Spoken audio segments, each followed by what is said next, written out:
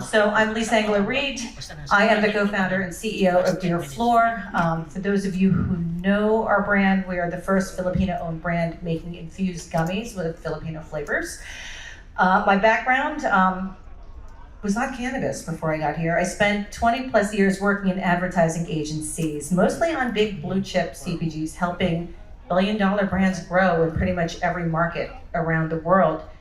Oh, the other thing too, I did create a podcast and Substack series called 100 Ways to Filipino, and it is all about telling the stories from Filipino Americans living in the diaspora, because these are a lot of stories that we did not hear growing up, and these are stories that we believe are beneficial for the next generation of leaders and business owners.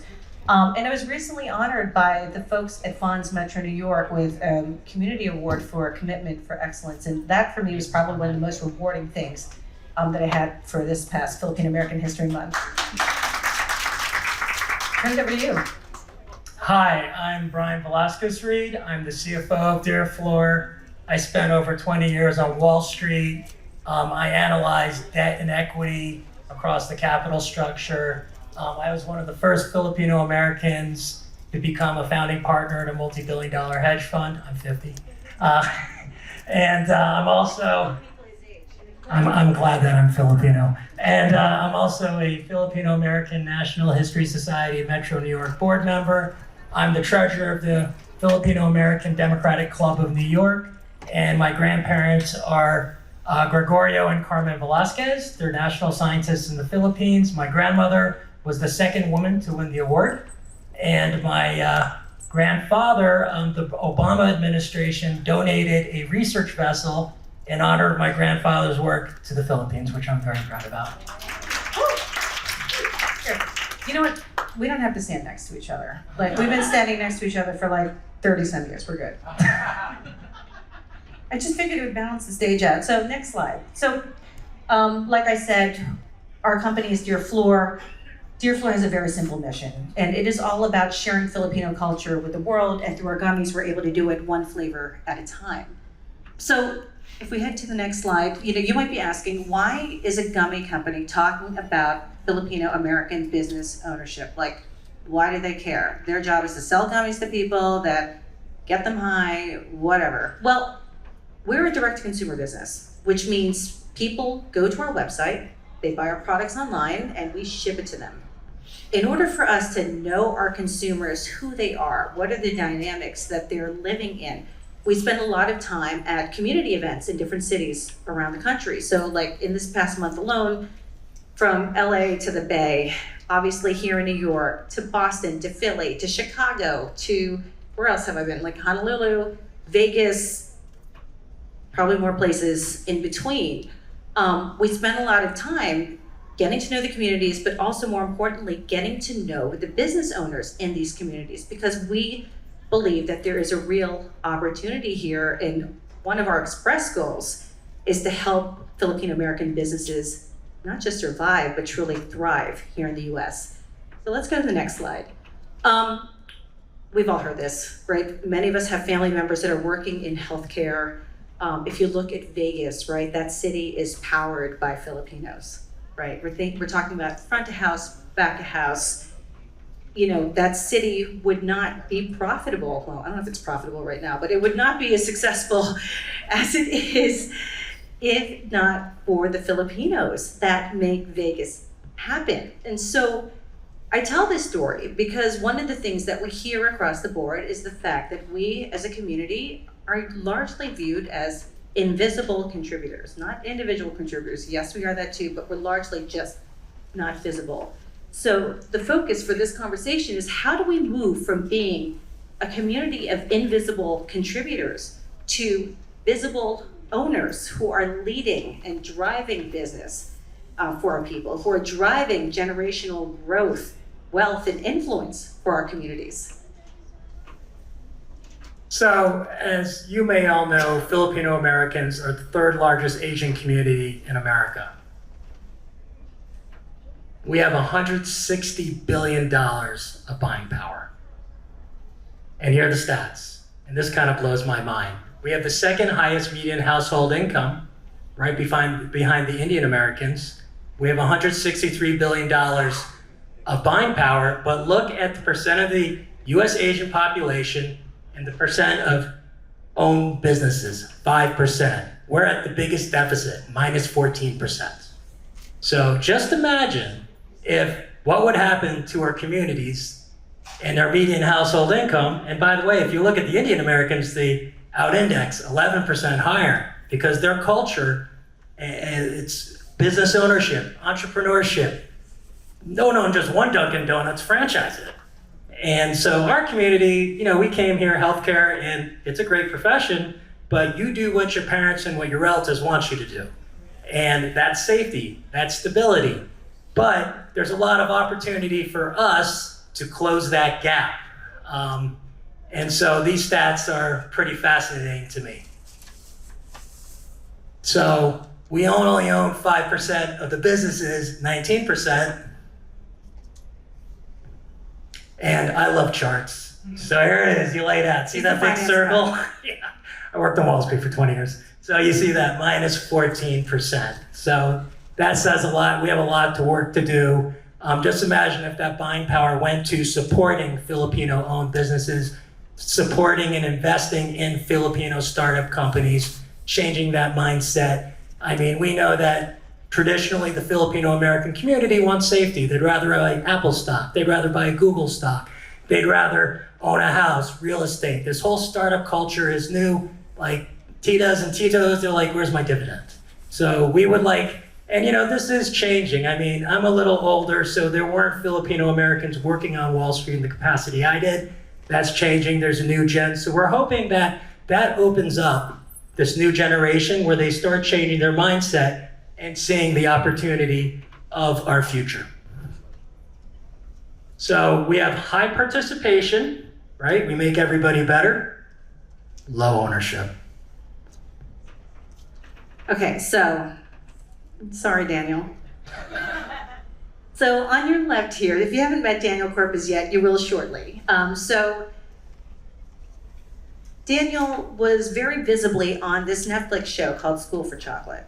School for Chocolate? School of Chocolate. School of Chocolate, sorry. English is my first language. So he was very visibly the Filipino contestant on the show in this big chocolate competition. And so, yes, very visible. Like, people are still watching and talking about Daniel's stint on that show.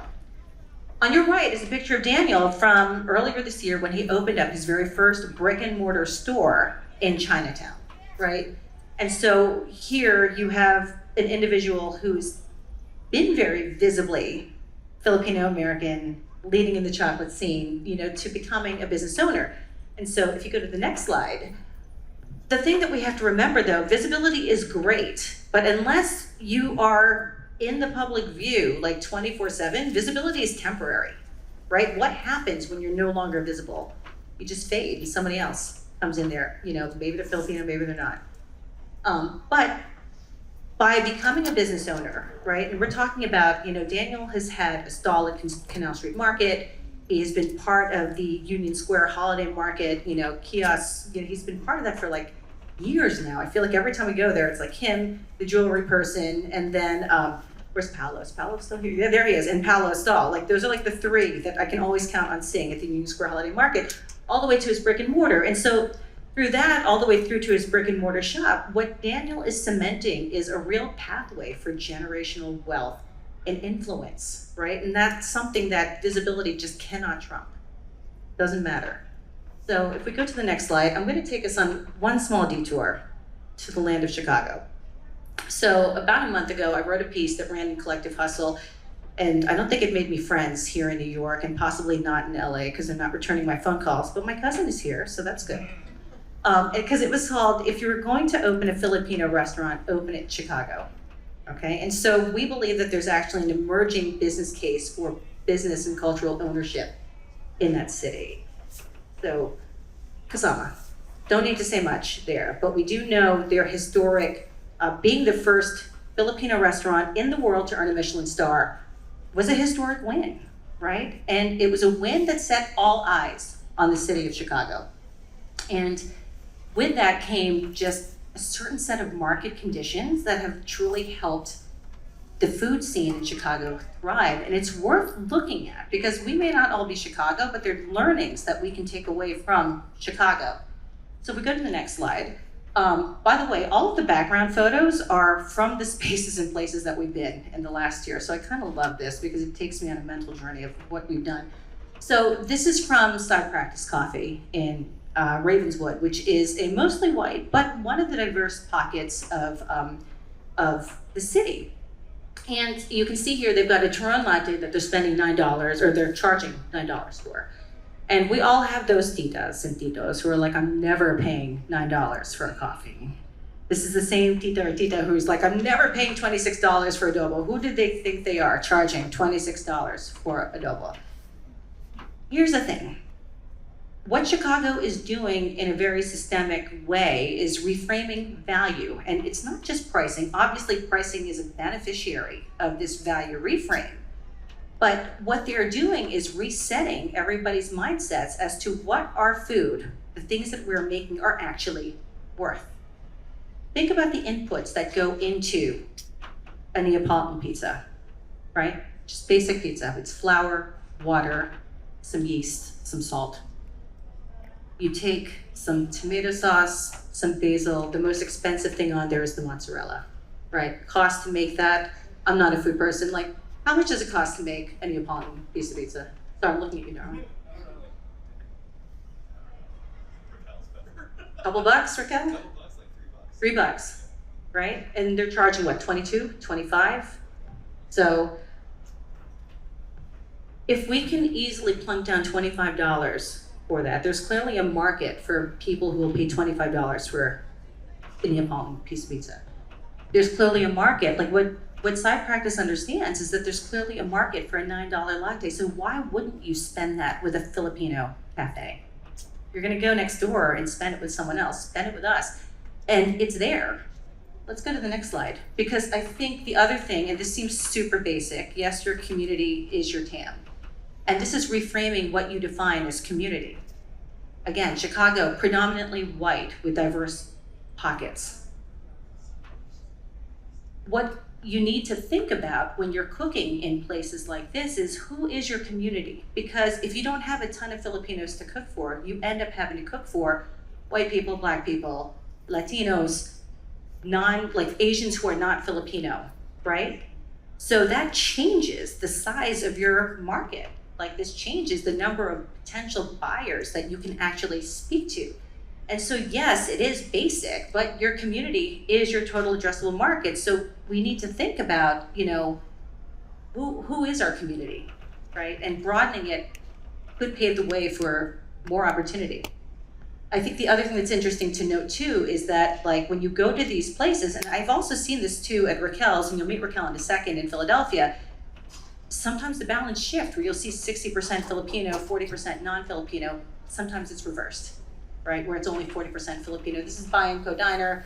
I think I might have been one of 4 Filipinos in the room, but I think the other thing to think about, and it's really important to note, looking for a broader audience doesn't mean whitewashing your menu, okay? What I think Chicago is doing right, if you go to Boonies, if you go to Kasama, they are not shying away from our recipes and our food, right? And so people are learning the names of our food. They're learning about bagong, God bless them, right? So I think those are things that we need to think about. Let's go on to the next slide. So another curious stat, in Chicago, there are at least 30 Filipino restaurants, and most opened in the last 5 years, right? Kasama hit the national or international map, what is it, 2020? So this is not coincidental. Like this is not a coincidence. And so you might ask the question, well, shoot, if everybody's opening a Filipino restaurant in Chicago, like, are we at risk of saturating the market with too much Filipino food? The answer is no. I come back to what Brian was saying.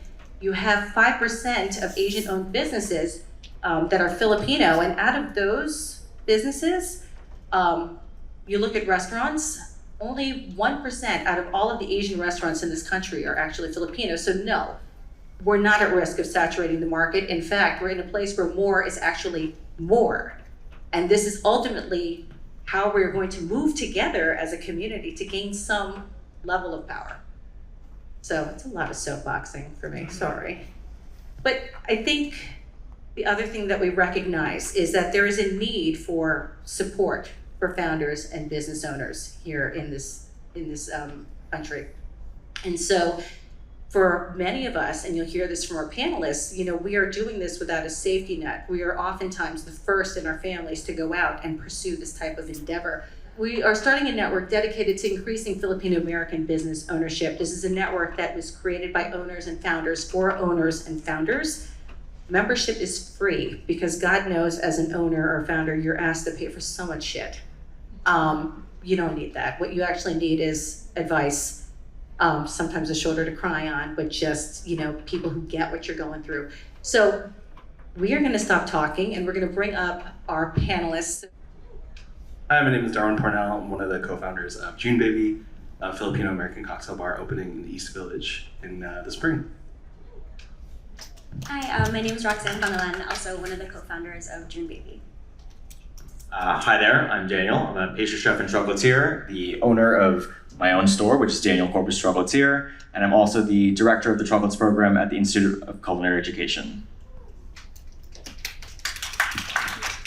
Hi, I'm Jennifer Redondo. I'm the co-founder of In Her Purpose, and I'm also a contributing blogger for Collective Hustle.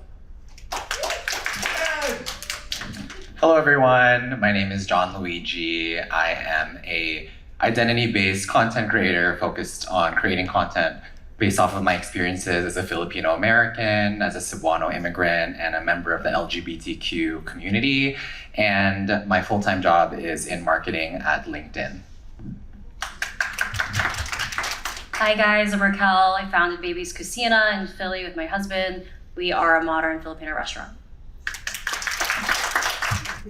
So this question is for the owners, right? So Filipinos have always been visible as contributors in kitchens, in culture, in service, but ownership is different. Now, all four of you have worked for other folks at some point in your past lives. Can you talk a little bit about what that gap between ownership, between like visibility or contributorship and ownership looks like?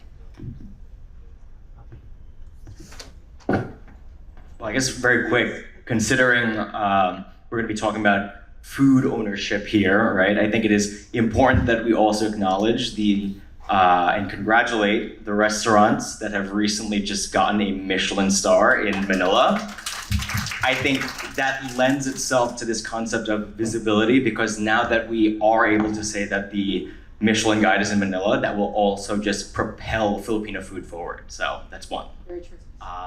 To the question at hand, however, I think this idea, of course, of like visibility and ownership, that transition is very arduous, right? It's very difficult considering there are many barriers to entry and hurdles to get there. My one big advice to people has always just been go for it, which I understand is not necessarily the easiest thing to do, whether it be trying to find capital or finding your demographic or just finding a recipe to start off, right? It is quite daunting, but of course, like, it takes this certain grit, I think that's the word that many of you guys will agree with me with, to kind of put ourselves out there, because so much of our life is practically in this one big risk that we're having. But for as long as we succeed, which of course is a big caveat, a lot of success and, again, ownership can lead to it. So.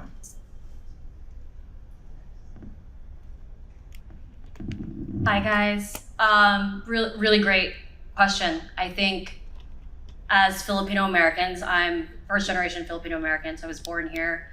I was raised with the notion that we should go into stable careers. I think the biggest challenge for me going from, a stable, my background is not in food actually. I was in consulting and in the life sciences industry. Started this pop-up concept with my husband, supper club concept. I think for me, the biggest shift was leaving behind comfort and stability for the unknown. And I always tell my parents, because of the sacrifices they made, I'm able to choose the life that I want to choose, and they may have not had that opportunity. So I always feel very grateful and thankful that I had the opportunity to take a risk because of them. And so that shift of leaving behind comfort for huge risk, for a huge sacrifice was worth it. So just a really big mind shift for me. I would never open a business. Then I kind of transitioned into management, and then I became an operator of a couple bars, this company that was like, real responsibility. And then I was like, I would never open my own thing. And then something happens, and then you're like, oh, I can, this is so much part of my identity and part of the community I want to build. I want to do this. So then you kind of transition from being like ashamed to do it or afraid to do it. And then you kind of are like, okay, I have to put myself out there and make this happen. So I don't know, that was like my experience. I was like, oh no, one day I was like, let's just go for it. Yeah, and I don't know what the exact transition was for me, but I think just thinking about it long term, I think one of my goals is, like you were saying, having worked for so many people and having worked in service, while I was an undergrad and grad school, I think that there's a lot of beauty to the hospitality industry, but it is also a really intense environment to be in. So I think thinking about the future, I would really like to be able to create an environment where you can actually love hospitality and not feel like it's not a sustainable career for the future. To your point of stability and comfort, I think I want to kind of reshift the narrative that there is real stability in this. And I mean, not to freak anybody out, but there's corporate layoffs all the time. So I think even the illusion of stability isn't really that real. So I think if you have to go work every day, I kind of want to be able to work towards something that I get to shape and really believe in. So question for Jen, right? So Jen, you wrote this book, you co-authored it with Rose Boato, called In Her Purpose, and it is a series of stories from Filipino founders and leaders about their journey, and they each explore a topic that is specific to them. And so I'd be curious to know, because you've read through all of these stories, I think where do these connect? Because yes, we're talking about food, but I mean, it's not so different, right? No. So everything that all of you had said, it's woven in all of the stories. So they talk about how you come to America and your parents worked hard to get you here, so you kind of feel like, I have to become a nurse or I have to become an engineer. But that's because that's all our parents knew, right? That was how they got here, that it's stable. So that was one thing, the stability. The second is they also talked about how going to school and going to college, that's always the thing that they pushed. And a lot of them, they went to school because I'm gonna do what my mom and dad said because we can't disrespect our parents, right? And then once I do what my parents said, then I can do whatever I want and I can pursue my passion. And so there became a point where, all right, I want to do what I want to do. I want to live out my dream. And then, of course, the parents, when they saw their child be successful, then they get on board. So I'm pretty sure all of your parents are super proud of you. My kid is on Netflix, or come eat at my daughter's restaurant. And so that everything that you guys talked about, being scared, not knowing, not having access or resources, thinking I could never do that, but you're all doing that now. So yeah. Okay, so in our earlier section, we talked a little bit about, the difference between, visibility and ownership. There's another kind of nuance that comes with visibility, right? Because I think, how often do you hear, oh, did you hear about that Filipino place? Or look, there's that, person who's Filipino who was awesome, right? And so we are often recognized for things, but recognition doesn't always translate into being resourced, right? And so, this is something that Brian and I have gone through not once, but twice, but things like fundraises, right? Cool concept. But, we're gonna pass, right? Or you're talking to family members who, again, may not understand, what it is to actually invest, and get equity in something, right? And it comes back to oh, do I get a dividend, right? So I guess question for the owners, what kind of, hurdles have you encountered? Because everyone's like, oh, amazing concept, but then crickets. I think for us, as we're in the middle of our fundraise, I think the most challenging things, but also ironically, one of the most rewarding things is the amount of people that have poured in, that were our early investors. Everyone has been family and friends, or like really close relatives of family and friends. And I know, Brian and Lisa, when we've talked to you about it, you said it's actually very rare that this many Filipinos have invested in our concept so far. So I think it's hard because I immigrated here with my parents when I was 4. So, we definitely don't come from generational wealth. And I think almost everyone who has invested up until this point also doesn't come from generational wealth. So it's been really incredible to see people that we know and care about see a part of themselves reflected in what we're doing and want to invest in that dream with us. But it is challenging, again, because we're not like super, we don't have like 5 generations of wealth that they can just dip into and be like, no problem, take it. And if it doesn't work out, like no hard feelings. So yeah, it's the hardest part, but also the greatest part, because we really feel the amount of care and support that we're getting from it. Sure.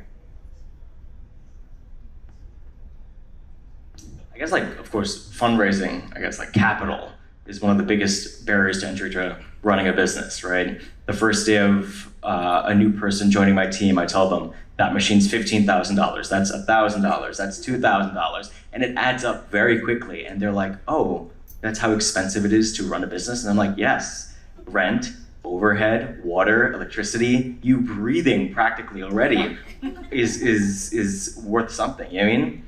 But, I guess juxtaposed to your guys' fundraising, I actually funded my business all myself, right? And there are pros and cons, of course, to doing so. The biggest pro, of course, is that I am the one in charge of all the money. Granted, I do have a bachelor's in business admin, which of course helps, right? And I've told other prospective business owners at this point that making the chocolate is actually the easiest part of what I do at this point. Last night I was still covered in blue, right? Because I know how to spray my mold blue and it will come out properly. The hardest part is, of course, running the actual business. And I think for many of those people who may not have the same background as working in food and beverage or having a business degree, just the resources of one knowing how to run a business is a hurdle.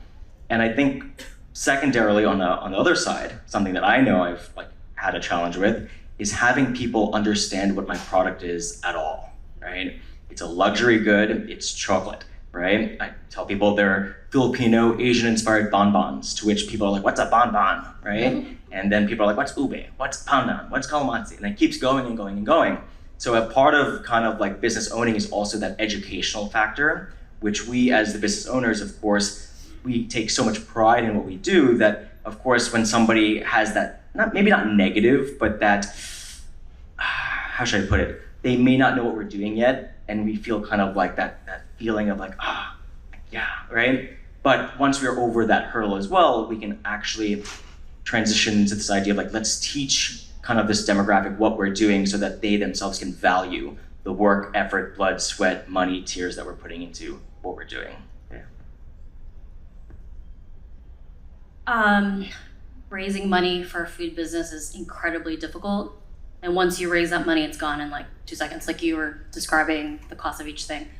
I think just a few things that I've learned during our fundraising, I split it up into what felt like for me more manageable. Our biggest investment was from ourselves, my husband and I. But then there's tons of resources out there, such as grants, and we took advantage of that. If you're gonna borrow money, borrow the cheapest money, and that's free money. And so my advice would be for anyone looking to open a business to see what's available in your city that supports minority-owned, women-owned businesses. That was my first step, and that's by far the longest process to get grants. Start there first. And that was huge for us because we were able to get over $100,000 of grant money from the city of Philadelphia, which for us is massive. The other thing that was a big challenge for me was to restructure what it meant to sell the concept or sell the business. at the end of the day, I wasn't selling the business, I was selling myself as a founder. And it's so integral these days because consumers spend money, yes, based on concept, but based on the people behind the concept. And so it was incredibly important for me to show that my brand, Babies, is absolutely intertwined with myself, my identity, but also the identity of our team. And so it's really interesting to see that now become commonplace, not just for food, but for other brands. It's so important as founders that we stand behind the brand and we are forward facing because people spend money based on the people that they like and the people that they really trust. No, that's so true. So if you have never taken a trip down to Philly, I highly recommend that you do and go check out Babies because you do feel that. Like I met you with my daughter the first time we went down there because when we're checking out things, like we go there, we eat, it's cool. But yeah, no, you can feel the love. So I guess, question, Jen, everything that they're talking about, consistent again with what you see in the broader landscape? Everything that you talked about, not having access to capital, we don't come from generational wealth. We don't have any mentors. So there was no one in front of us that started a business, started a restaurant, venture capital. Most of us had no idea what that was, right? We're probably like, where can I get money? All you probably knew was a regular bank, right? Networks. Our parents don't have homies that they can call and say, hey, my kid needs this much money, or that kind of thing. So everything that you're talking about, same thing, woven throughout all the stories through and through. And by the way, that's why we want to start this Founders Network, right? Because other groups in this country have that network. They have that expertise. They have people that they can lean on and they can support and educate. I mean, it's great that you mentioned the grants, right? There are other startups that'll start thinking, so we should all start working with each other and communicating. Well, when Raquel mentioned the grants, I wanted to go crawl in a corner and cry because they don't give grants to people in cannabis. So just note to self, if you're thinking about starting a business in the cannabis space, you will not get those grants. Okay, so question for John. So, John, how many of you folks follow John Luigi?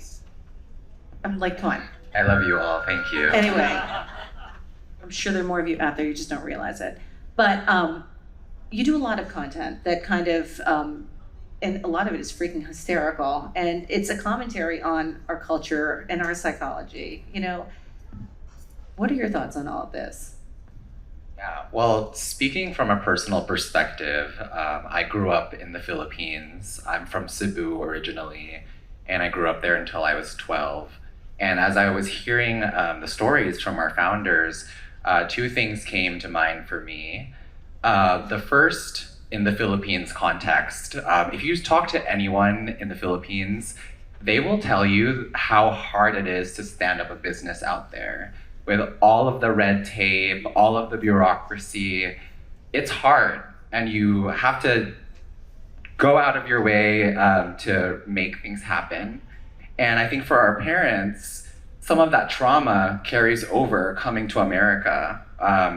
It's a different context, but they might still feel how difficult it was back in the Philippines to stand up a business. So I think they don't realize that it's a different context here. And I think it's interesting to see this new generation of people that grew up in America feeling more confident to pursue standing up a business compared to the generation that grew up in the Philippines. So that's one thing. And the other thing, like now being here, at least speaking from my own perspective as my family being an immigrant, I think there's a mentality of being just grateful that you're here. So my family, I think it took us about 5 years in total to move to the United States. My mom is a nurse. And I remember being there with her. She would go to the review centers to study for the NCLEX and the IELTS and all these exams.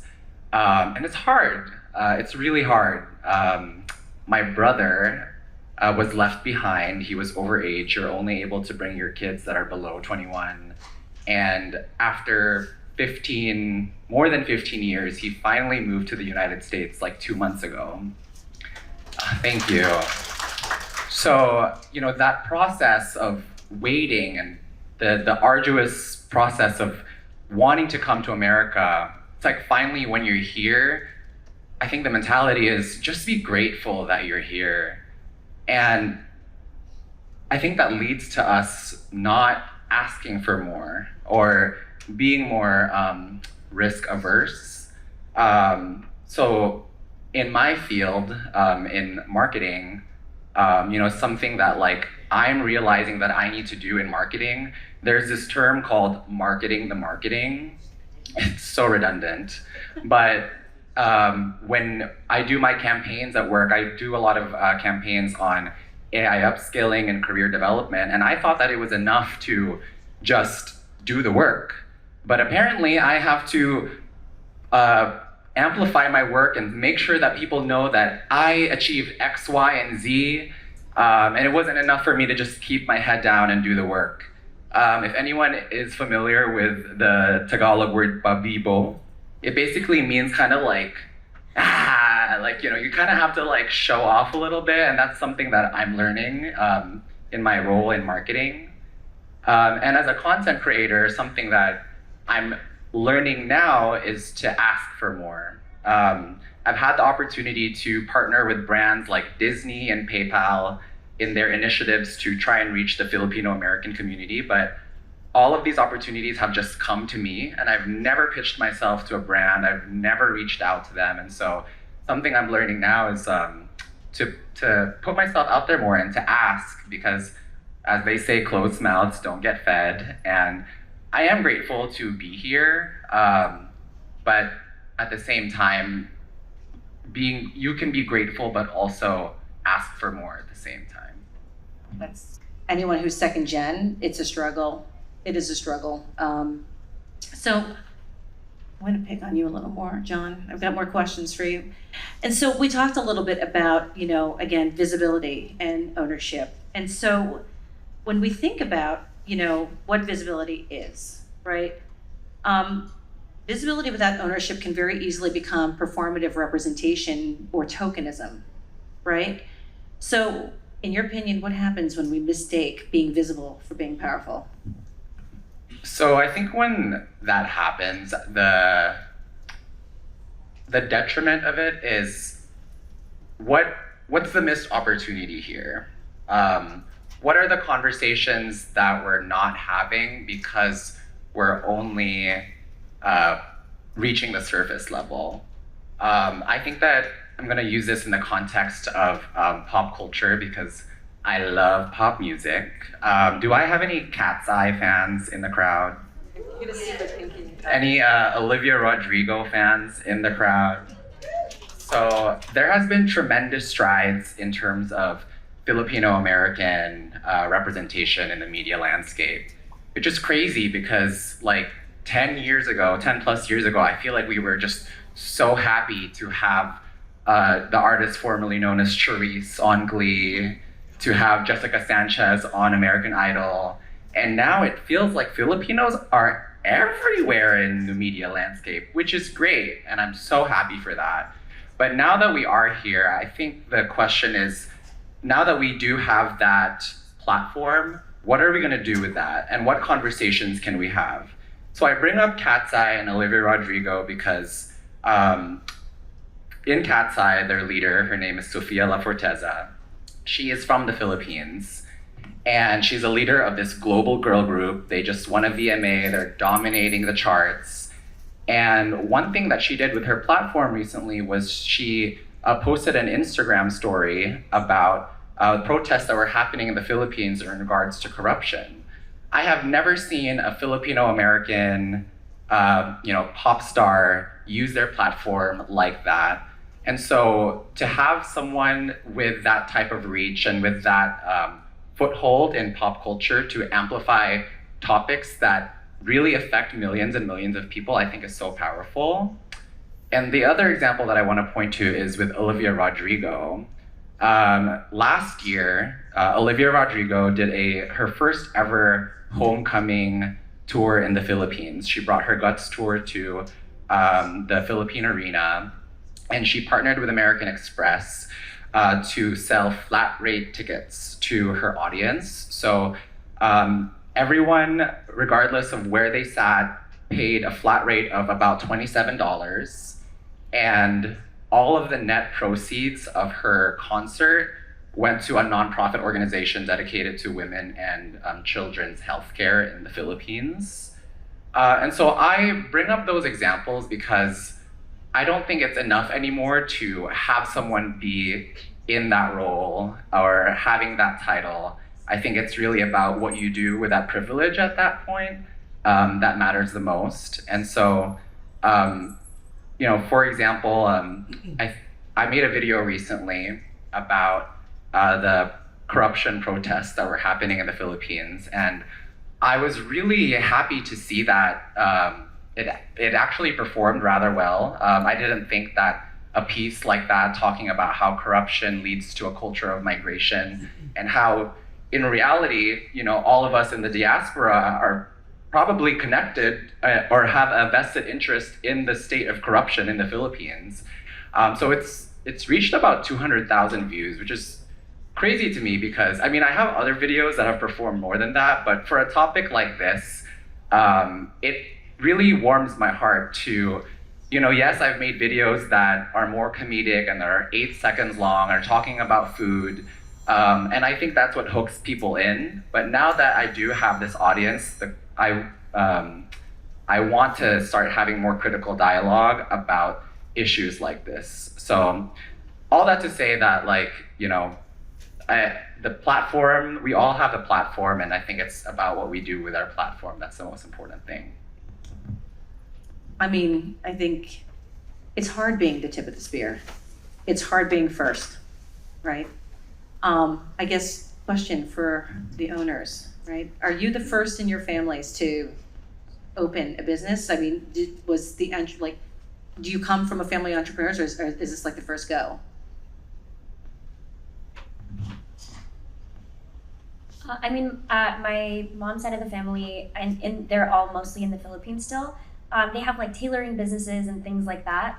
So definitely, they were all very of the mindset of wanting to be their own boss. But I think, yeah, I guess kind of, at least here, like you guys were all saying, my parents followed a very traditional route after we immigrated here, and yeah.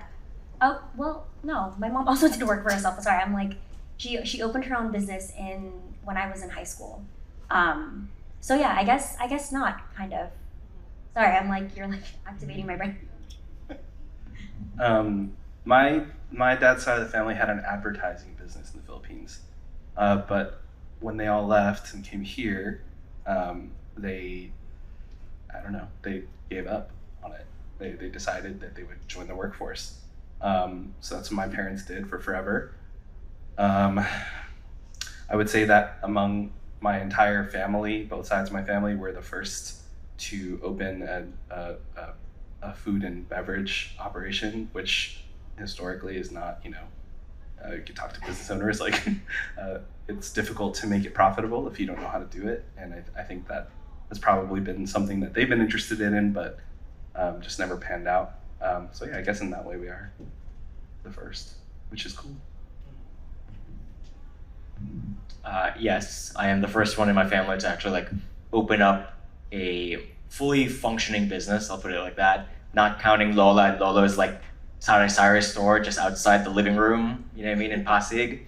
But yeah, it's definitely, my parents were the ones who immigrated here in the 90s, so I am first gen here in the US. I'm the oldest of 4 boys, so I'm Kuya Prime, that's how I describe it. And my youngest sibling is 12 years apart, so it's definitely a big gap. And so it's my 3 younger brothers, they're definitely already looking for their career paths, right? The first one's about to be an electrical engineer, the second one is about to be a nurse, and the third one's just this picky eater playing video games at home. So doesn't know what to do yet. But with that said, it's this idea that my parents, not having come from a traditional field, my mom's not a nurse, my dad's not an engineer. My mom was cleaning houses growing up, and my dad is a maintenance worker at a rehab center, right? So when I went down this path of let's open a business, let's go into food, I'm very grateful that they did not squash the dream. That's always how I put it. Because Lolo, on my dad's side, definitely tried to at some point. He was you're gonna be the first Filipino US president. and like very far from that. But yeah, it's definitely, I am the first, which is a lot of weight, if you will, on my shoulders. But I'm also glad that it's not a suffocating pressure that my family has put. They are definitely there to support, and they've allowed me to stumble and fall, but also build and succeed. Yeah. For me, first in my family, my family's, both my parents are blue collar workers, first to graduate from college, own a home, so a lot of firsts for me. It's tough being the first. And I have like a kind of a similar experience with you, and as you were describing like your parents and what they do. But it's also like we get to pave the path for the next generation. So it's really cool that we get a chance to do something out of the box and take the risks. And let me add, it's important that we own it because everybody wants our culture and our flavors. And and it's so under-owned right now. So it's awesome that you guys are up here. Okay, so last question before we open up to audience questions. We're going to do something a little non-traditional, so get ready. Last question is, if the future is ours to own, what does that look like in your world 10 years from now? Who wants to kick it? Darwin? Darwin's ready. Yeah, no, it's okay. We've been talking about this a lot, obviously. We're still in our building and, getting the space together. We chose the East Village on purpose. The East Village was a small neighborhood of Filipino American businesses for many years. It is kind of we're doing this bar because that is our background, but it's our dream to open and help others open more Filipino American businesses in that neighborhood. We're still living there. Like, Stuytown is full of Filipino families. It's crazy. So that's my dream for the next 10 years. It's a little micro, but I hope we can do that. Yeah, similar dream. I hope that in 10 years our story is not unique. I hope that, things like this, the network that you're trying to create, makes it a lot easier. Like, I don't want to be one of the few. I hope that there are a lot of us, And I think also, kind of acknowledging what you were saying about Michelin, I think the first time that I read an article about Filipino food trending was in 2016.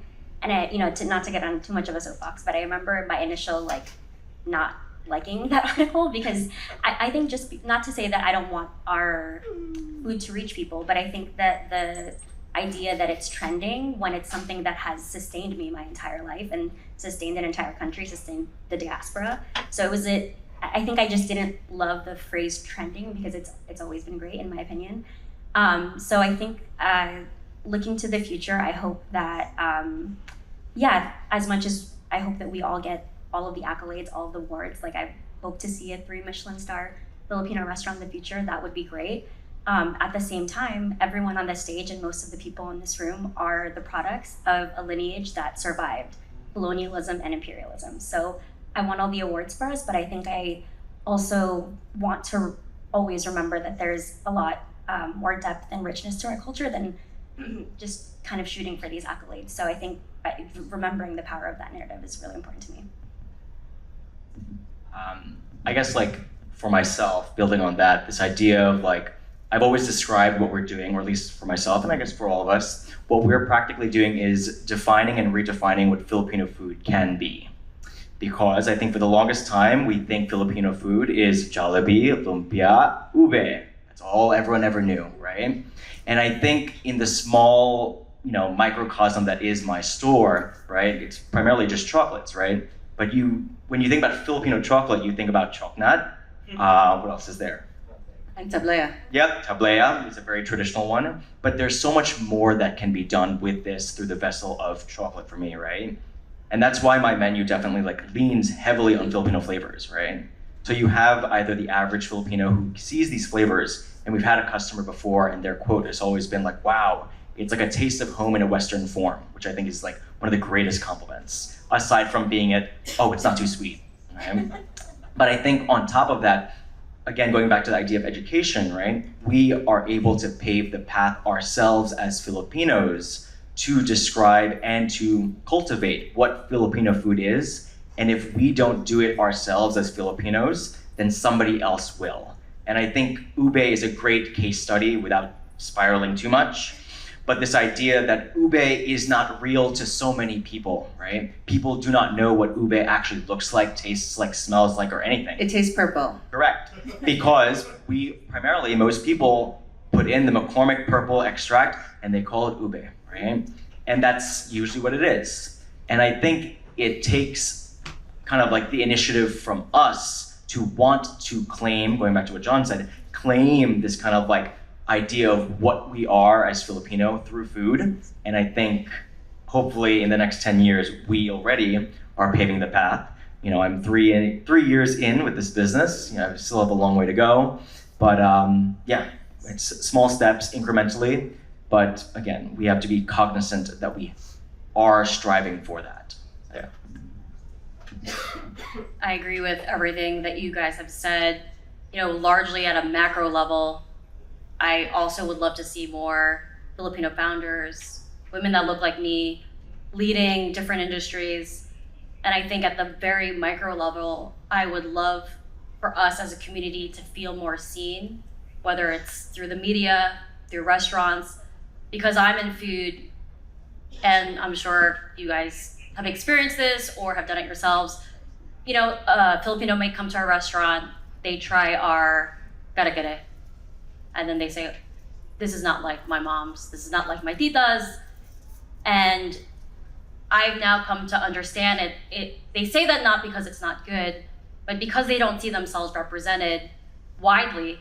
Their identity is very tied to just the food. We come here speaking English, and so what the last part of our culture that is still very physical for us is food. And I think the more they see more Filipino food and more representation, they'll learn to appreciate different interpretations of what kare-kare or adobo. But I think because there's so little representation, I understand why someone may say, this is good, but it's not my Lola's, and will never be your, you know, Lola's recipe for kare-kare or adobo. So I would love to see more representation so that people feel seen and can really appreciate what we're doing as, you know, creatives and artists. I think 10 years from now, Filipino food will not just be adobo, but we'll see kansi on a menu. We'll see more dishes from Mindanao. We'll see more representation. And I'm so excited to see Filipino food at the same level we may see Vietnamese food or Japanese food. It's just really exciting to see everything unfold. And you know what really drives me and Lisa with Dear Flor is we have kids. So to see founders, to see leaders in those positions when folks are in the office or they're applying for jobs, now Filipinos will be seen in leadership positions. So that's really important. So food is a way of visibility, culture is a way of visibility, and leadership as well. So that's what drives us really every day for Dear Flor, is that we're parents. So one of the big topics that we've all been talking about is visibility, and I believe that that's inspiring. Representation, that takes it to the next level. That's more like, okay, now I'm empowered. I see somebody that looks like me. When you're an owner, you have a seat at the table. You can have power to vote and have a say. Now the next step, which I'm hoping all of us, not hoping, we are doing it, is we are paving the way, but we're basically creating a legacy. And for creating a legacy, you're basically creating something that's more sustainable. And we're not going to be the only. And the tides are starting to shift I see it with all of you.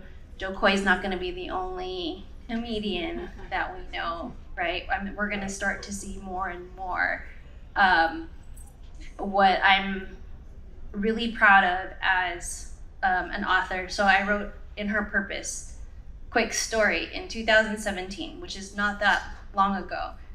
I did a Google search for successful Asian woman, and that's because I work in the corporate world, and I didn't see anyone that looked like me. I didn't see anyone at the table like me. And so I searched successful Asian woman. And you know what the Google search said? Or what popped up? It was how to marry a Filipino like woman, right? right? And I was like, oh my God, I need to change the narrative. Like, I need to shift this. And initially that was my goal. I want to change the Google search. And then I started talking with a bunch of Asian American women who were in non-traditional roles. And when I say that, like not a nurse and not an engineer, I started to talk to them about their stories, about how they became a fashion designer. So in my book, I have Ginger Dimapasok. She's the founder of Cafe 86. So you might have seen, she's putting ube on the map. She's been on Chopped desserts. I have a designer named Joanna Alba. She started her business because Magic Johnson gave her a chance to make suits. And so now she's making suits for a bunch of every athlete's draft suit you can think of from back in the day until now. She's making the draft suits. She made Justin Timberlake's clothes, Usher's clothes for their concerts, Taylor Swift's coats and things like that. So you're starting to see it. But the cool thing that I'm doing is I'm making a conscious effort to document it, to your point, where we have to be the one to tell the stories, document it, because if we don't, someone else is gonna tell our story. And John, you went to Berkeley like me. We had Tagalog there. We have ethnic studies, but we didn't have real books to actually read. So our professors were making our own books through articles, and it was like in black and white. You have to buy this thing called a reader. And it wasn't a legit book. It was literally like a piece, photocopies, like a piece that Lisa probably would write, or me or John would show up in this book. And like my hope in 10 years is we're all gonna write books. We're gonna have books at the schools. We're gonna have professors at Berkeley. We're gonna be everywhere and be representative, like your chart. Like we are here, we make money, and I'm hoping that it will reflect that, because that's what's happening. We're making history. Yeah. Quick side note, I graduated from UC Berkeley maybe close to 10 years ago. And I'm happy to report that we did actually have a formal book in our Filipino language class. And the gag is that our professor wrote it. So there's a lesson there in terms of if you don't see it, just make it yourself. But I am not a restaurateur, so much respect to our restaurateur colleagues here. My lane is in media, and I guess quick story time. So my first job out of college was working at the Filipino channel. I worked at ABS-CBN in their media production department. I worked on a daily newscast. Some of you might be familiar with it, Balitang America. And I also worked on a weekly talk show called Adobo Nation as a production coordinator, and I was fully on the path towards becoming a news reporter before I realized that I was too unserious to be reporting on the news. But I think a conversation that we haven't really had as a Filipino American community is the fact that the Filipino channel does not exist in the same way that it did back in the day. We don't have Balitang America anymore. We don't have Adobo Nation anymore. And the landscape has changed, right? I mean, I follow a number of Instagram accounts that are dedicated towards the Filipino American community, like Filipinos in New York City, Filipinos in the Six. Some of you might be familiar with it. Collective Hustle, but of course. But I do think that something that we've lost as a community is that centralized network of media representation that the Filipino channel used to provide. And so I am hoping that 10 years from now, we do have that, because as Jen mentioned, like we need to own our narrative. Otherwise, it's going to be rewritten and told in a way that isn't authentic to us. And so I do hope that 10 years from now, there is a Filipinx owned media company that espouses our stories, champions our stories in a scaled way. I think scale is important. And who knows, maybe I'll own it. That's what I was gonna say. I was like,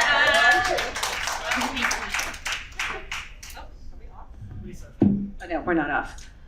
So, wow, 10 years from now. 10 years from now, my kids will have graduated from college.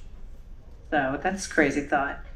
And if we are wildly successful at what we are doing, I hope that in 10 years, yes, there's going to be way more Filipino-American businesses out there. And I hope to God that you and I, Brian, are going to be investing and making them happen. Because, like, it's not enough to just do. Like, what are you sending back into the community to ensure that it grows, right? That I think that's the thing that's been missing. So I think we are at time. Are we figured? Do we have time for a question? I think we do have a few minutes for a question. Okay, so we're doing something a little bit different. Okay, so you'll see that there are 2 extra seats here. So if you have a question for any of the panelists, do you want to come up and hang out with us for a couple minutes?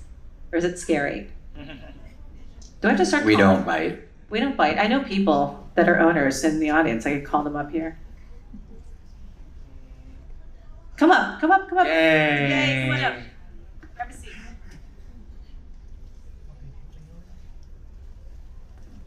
Yes, outfit. I know. Look at that. I like your shirt. What is your name? Oh, nice. What is your name? My name is Deja. So tell us about you. Well, if you want to know about me, I'm a special educator. I'm from San Diego. One of the questions that came up, sorry, I'm very nervous. One of my questions that came up when I was hearing all of your stories was, how did you initially handle criticism or going down the unbeaten path? Because we come from a culture where you speak when spoken to, and you know, you've mentioned several times, our families want stability for us.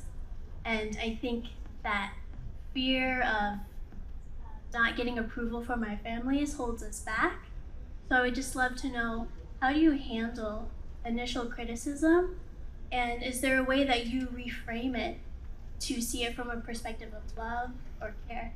Who wants to answer that question? I can Go for it. go first.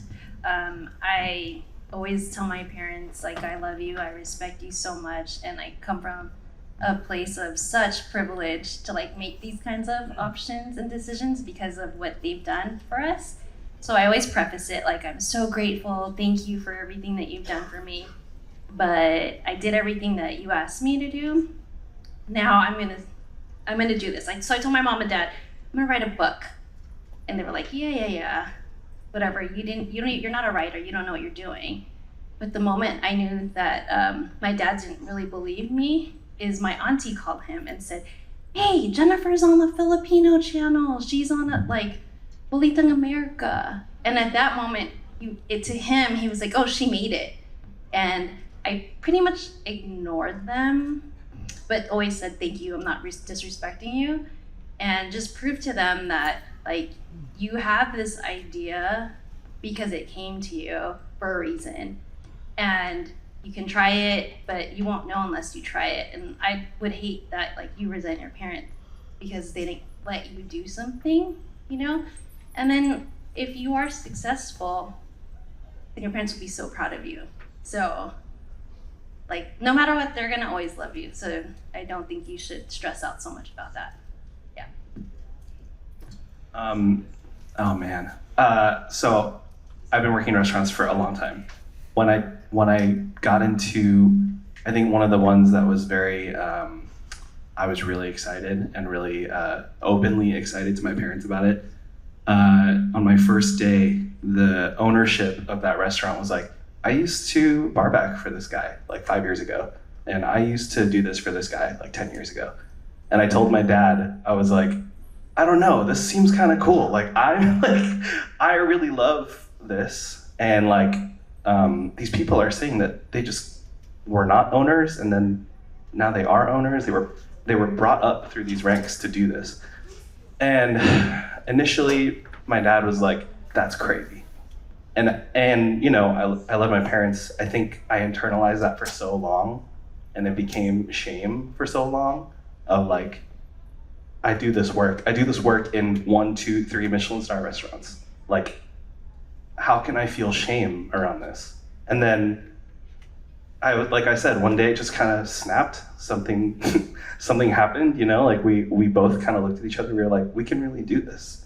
And it's not out of resent, I think, to want to be successful in this. I think it's after a certain point, you just kind of take it and run with it. And you're like, this is our journey and what we're going to do. So it was weird at first. But now I think the really nice part about building this and kind of being we're kind of doing this untraditional thing in this space where we're talking about the bar before it opens. Like a lot of bars, especially bars that are meant to be on these like 50 best lists and like, you know, awards lists, whatever, they don't want you to talk about it until you're like there, because it's real, right?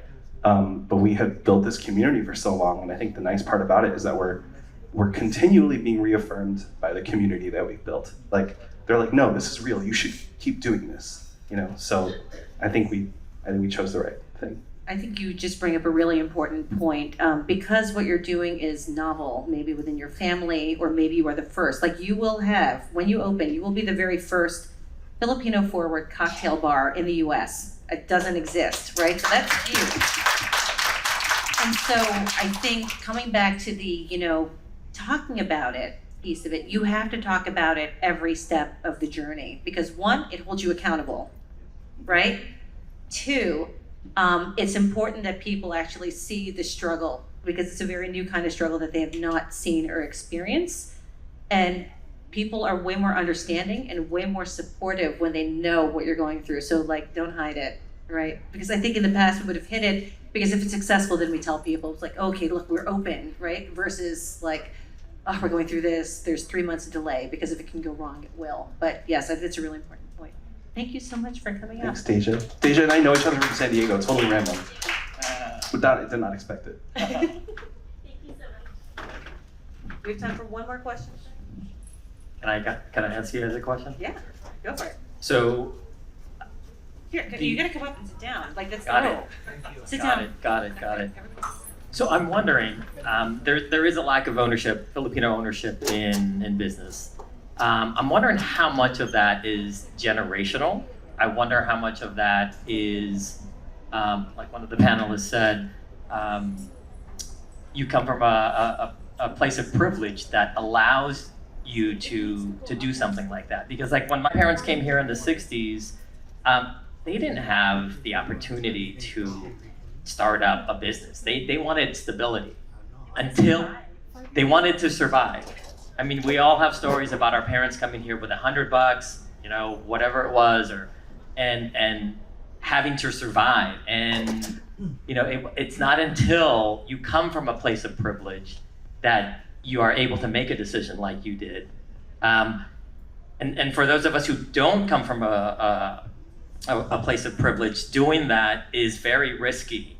And I'm wondering how much of that is generational. I'm wondering what the data shows on how stratified if you stratify it by, you know, first generation, second generation, is there hesitancy between the generations?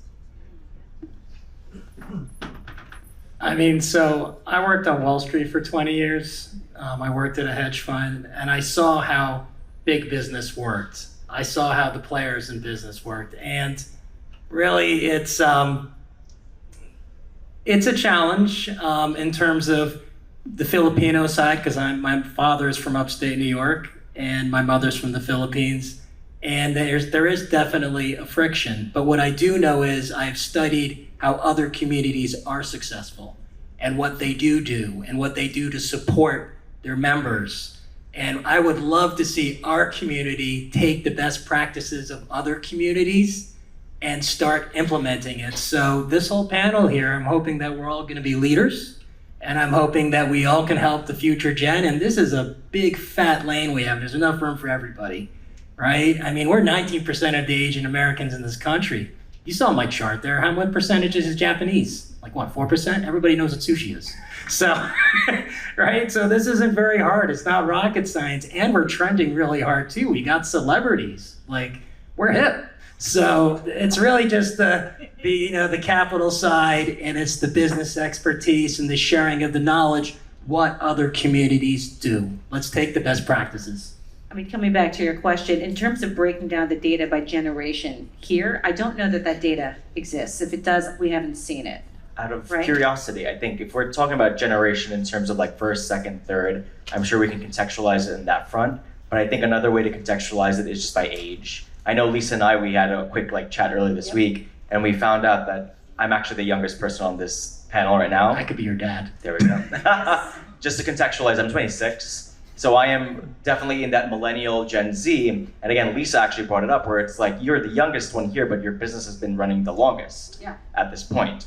Thank you. Yeah. For which I think having the people around me who are Gen Z Filipino Americans, my team, my friends, my family, it's fascinating because I think there is this switch up, right? Not only because of generational first, second, third, but also this opportunity that we have as Gen Z or even millennials, where of course corporate life is not it. It's soul sucking. Everyone has a 9 to 5, but of course everyone now is also having a 5 to 9.